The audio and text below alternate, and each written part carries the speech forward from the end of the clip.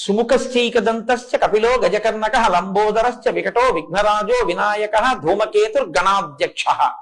గణాధ్యక్ష అంటే గణము అంటే ఒక సంఘము అని. ఏదో జంతు గణము అన్నాను అనుకోండి, జంతువులన్నీ అందులోకి వస్తాయి. మనుష్య గణము అన్నాను అనుకోండి, మనుష్యులందరూ అందులోకి వస్తారు. దేవతా గణములు అన్నాను అనుకోండి, దేవతలందరూ అందులోకి వస్తారు. ఆయా సమూహములు అని. ఆయన గణపతి అంటే గణములకు పతి.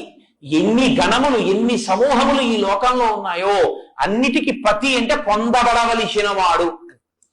పతి అంటే ఆయనని పొందుతుంది స్త్రీ, దాంతో పరిపూర్ణత్వాన్ని సాధించుకుంటుంది పతిని పొంది. కాబట్టి ఆయన వలన పూర్ణత్వాన్ని పొందుతుంది, బిడ్డల్ని పొంది.